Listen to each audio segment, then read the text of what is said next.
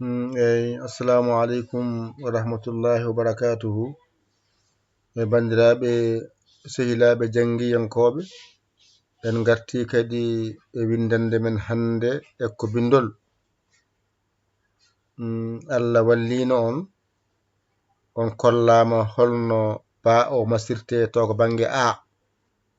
Hande noon eɗen kolla holno o masirte to bange i. Tawde Allah walli on paami hen kadi no masirte bange a. Joni gartan ko kolliren holno masirte to bange i. Joni sen mbaɗi ndani yenne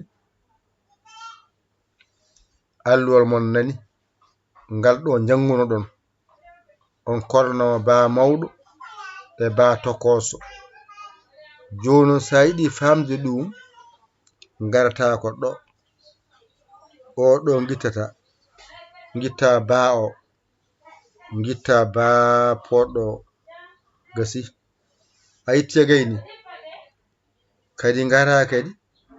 gitta oɗo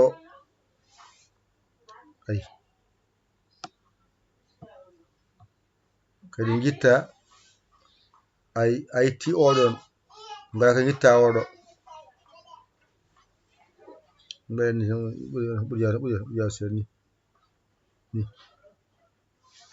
a itti on ngala ka gitta oɗo gitta kadi oɗo ay jogasi wana. Jonon garen ɗo gadde yen boɗewol on saha non tawde en gandi no a masirte ko ɗo tan mbatta i o poftina ay ɗo i nani mbiya bi ƴetta ɗiɗi mbiya bi gasi ɗo ko yeeso heedi ɗo noon ko i o adato arde mbiya ib ɗo mbiya ib gasi ɗo ko hakkunde lombi mbiya bib ɗo ko hakkunde o lombi ko poɗɗo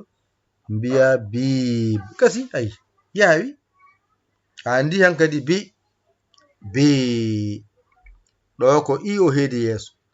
ngara o heeda caggal mbiya ib ɗo ko lombamo hakkunde mbiya bib gasi tampinani a hakkille ma nana ɓeydo udditade aɗa janga aɗa ɓeydo famde ɓuri janga ko heewi a famani nafani yaton haqqille ma jam aɗa jangira seeɗa seeɗa wasa hewde mbawa ɗum winditade e karne ma janga gayna mbawa certa hen ko so heewi noon a amat waɗɗo joni a jangino bi hankadi a andi bi a serte majjere on bange garɗa mbiɗa ib woni hakkude o ib gasi ib ɗon so ɗiggi a serti e nde majjere hankadi ngara lomba masseɗe hakkunde mbiya bib ko ni tan masirte yeeso sara hakkunde ma woni maskal ngal heedi ko yeeso woni bi walla maskal ngal ado arde mbiya ib walla maskal ngal lombo hakkunde mbiya bib ni masirte ala alkulal ngal jangata tawnani masirte ɗo ha tattan 1 2 3 goto wasa fodde goɗɗo o fooɗa woni bi hakkunde o goto o wasa fodde goto o fooɗa woni ib mo sara o goto o wasa fodde ɗimmo o fooɗa mbiya bib gasi a joni yaawi ha joni en jaltani ba mawɗo ba toko ni hemin masirte bi ib bib gasi ay famɗi hewani tampinani ma jangu law mbawa law mbanirtoɗa law gayna law jaha hajuma law nde wona yontere wotere a serti e majjere ba on ba noon hankadi no wallatma e alkol kala ngal janggoɗa yawa e ma hankadi noon ɗo tan teskoroɗa a andi ba no masirte ɗo hande a andi no i masirte wadde bi bi ib ib bib bib gasi a andi bi fooɗani a andi bi ene fooɗi mo dowɗi ɗi dowɗi pooɗani bi ib bib lesso ko polle bi ib bib dow fooɗani bi ib bib lesso ko polle bi ib bib gasi ɗo ita lombi hen ita mbaɗɗa hen a yani hen a yani hen u a yani hen o a yani hen hay goɗɗo sona tan i goto pasɗa hen bi bi ib ib bi bib bib to ko a tan jinoɗa ba ba ab ab bib nde bab bab ɗo noon a yani ɗo a ko i jiiɗa wadde ko jiiɗa ko jangata bi bi ib ib bib bib mbasa haña kadi aɗa waɗa ka wiyaka ɗo tan mbiɗa e haat janggaɗo mbawaɗo kippa karde ma dawa sa gayno deftoɗa kadi ama o kala ngal janguɗa mbawɗa reftolngal garta ngal ɗo jangugal ha mbawa a ɗigguinigal jangal ɗo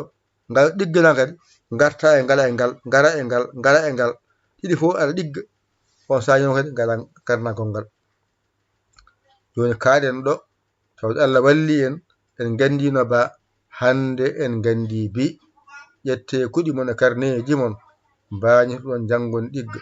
mbason yawde mbason jowde ɗo so ɗiggi gandon on keeɓi gandal manggal daɓɓal ngal on tampani kono mo anda anda mo anda anda en jaɓana ha anda anda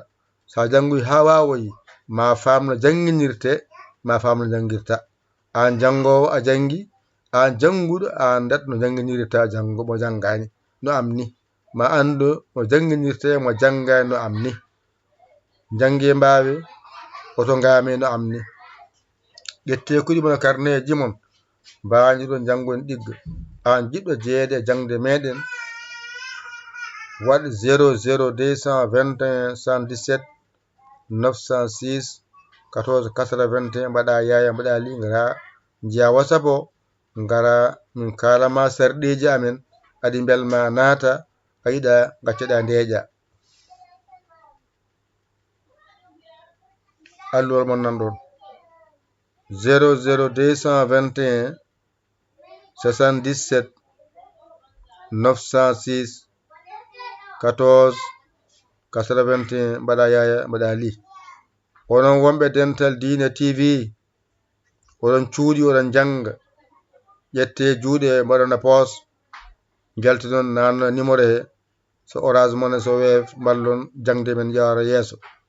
ballen golle men jara yeeso on kadi wonɓe kadi Facebook oɗon janggato oɗon cuuɗi ƴette juuɗe mbaɗona posuji nannon e numéro he mbaɗon 00 221 117